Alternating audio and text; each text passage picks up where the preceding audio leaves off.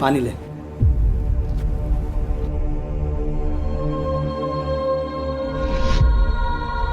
करवा ली मेरी बेइज्जती तुमने।